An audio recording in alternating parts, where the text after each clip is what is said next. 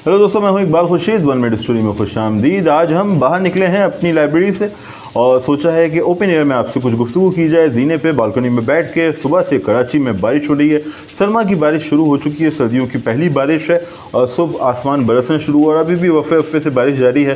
Background से आपको पानी के गिरने की आवाज़ आ रही होगी, कहीं कहीं आपको फेरी लगाने वालों की आवाज़ भी सुनाई देगी जो गली से गुजर रहे हैं, और साथ ही कुछ रक्शे और मोटरसाइकिलों की आवाज़। तो उम्मीद है आप उन्हें नज़रअंदाज करते हुए इस किताब से होने वाली गुफ्तगू पे अपनी तवज्जो मरकूज़ रखेंगे, क्योंकि ओपन एयर में जब हम कंट्रोल्ड एटमॉस्फेयर से बाहर निकलते हैं कुछ दिक्कतों का हमें सामना करना पड़ता है, मगर यही इस जगह का हुस्न है। अच्छा जनाब, आज हमारा मौजू है मक्खियों का देवता, एक नावल जो विलियम गोल्डिंग के कलम से निकला है। बहुत ही मशहूर नावल, मारूफ नावल, नोबेल इनाम याफ्ता अदीब के कलम से निकलने वाला नावल जिसका पूरी दुनिया में चर्चा हुआ और बहुत ही बाकमाल नावल है। यूँ कि ये इंसानी नफ्सियात के कुछ ऐसे पहलुओं पर बात करता है जिसकी बाबत हमने गुफ्तगू नहीं की। जैसे हम ये ख्याल करते हैं कि इंसान फितरी तौर पे खैर का मुरक्कब है, यानी बुराई उसके अंदर जो एक्सटर्नल एलिमेंट्स हैं वो उसके अंदर बुराई को जन्म देते हैं, मगर ये नावल हमें ये बताता है कि एक्सटर्नल एलिमेंट नहीं बल्कि इंसान फितरी तौर पे तशद्दुद पसंद है। उसके अंदर जो बदी की क़ुव्वत है या जो ताकत का उन्सर है वो गालिब रहता है, और जब उसके पास ताकत आती है तो वो जालिम बनता है। और उसको जो सिविलाइज्ड बनाया गया है ये उसके अंदर मौजूद खैर के पहलू ने नहीं, बल्कि ये वो सिविलाइज बना है इस वजह से कि हमारे यहाँ कवानीन मौजूद हैं। तो जहाँ कवानीन मौजूद नहीं होंगे वहाँ फ़र्द बदी की तरफ जाएगा, तशद्दुद की तरफ जाएगा। दूसरा पहलू इसका ये है कि बच्चों के बारे में कहा जाता है कि बच्चे बुनियादी तौर पर मासूम होते हैं, जब वो बड़े हो जाते हैं तो वो करप्ट होते हैं। लेकिन ये नावल एक दूसरी दुनिया तख्लीक करता है जहाँ हम देखते हैं कि बच्चों में तशद्दुद का, करप्शन का, जबर का उन्सर दिखाई देता है। विलियम गोल्डिंग का नावल है मक्खियों का देवता के उन्वान से इसका तर्जुमा हुआ है। लॉर्ड ऑफ द फ्लाइज इसका अंग्रेज़ी टाइटल है।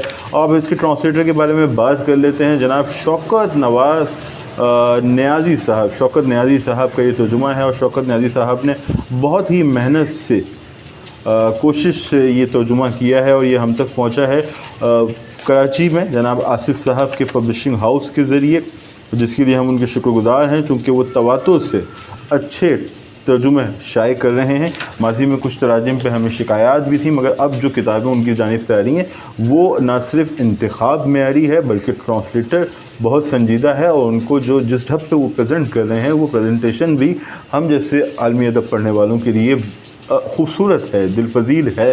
किताब हल्की फुल्की है, अच्छे गेटअप के साथ शाये हुई है, मुनासिब टाइटल है, और सिटी बुक पॉइंट से ये शाये हुई है कराची से, और कीमत इसकी 650 रुपये है जो कि मुनासिब है।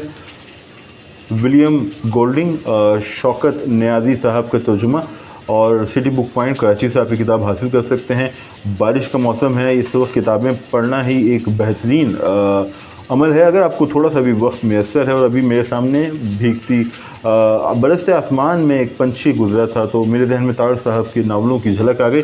मुख्तसर बात करूँगा शौकत नियाज़ी साहब के बारे में, चूँकि उनकी काविश है।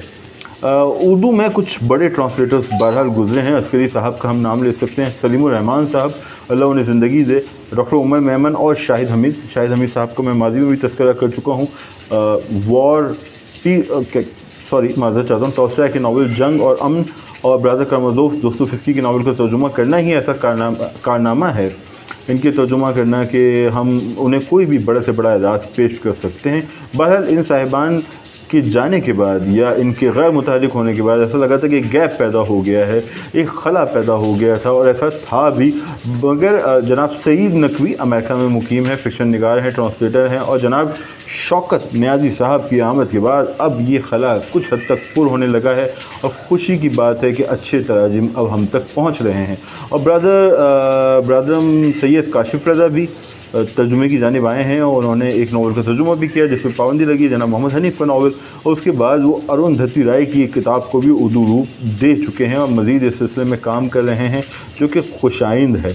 तो भैया मौजूद है ये किताब, ओपन एयर में आया है, कुछ आवाज़ में गड़बड़ हुई हो तो माज़रत, पसंद आया तो लाइक करो, शेयर करो, कमेंट करो, आगे तक पहुंचाओ, चूँकि किताबों की बातें कम होती हैं और जितनी भी हो उसका ज़्यादा से ज़्यादा चर्चा होना चाहिए, तस्करा होना चाहिए। चैनल को सब्सक्राइब करें, और ये किताब आप कहाँ से हासिल कर सकते हैं इसकी डिटेल्स मैं आपसे शेयर कर चुका हूँ, मज़ीद भी शेयर करूँगा। ट्रांसलेटर के लिए थम्स अप, नावल शाहकार है, ज़रूर पढ़ें, और नाशिर का काम भी अच्छा है। और भाई अगर हमारा काम अच्छा लगा है तो आपसे दरख्वास्त कर चुके हैं, चैनल ज़रूर सब्सक्राइब करें। इकबाल खुर्शीद को दीजिए इजाज़त। खुदा हाफिज़।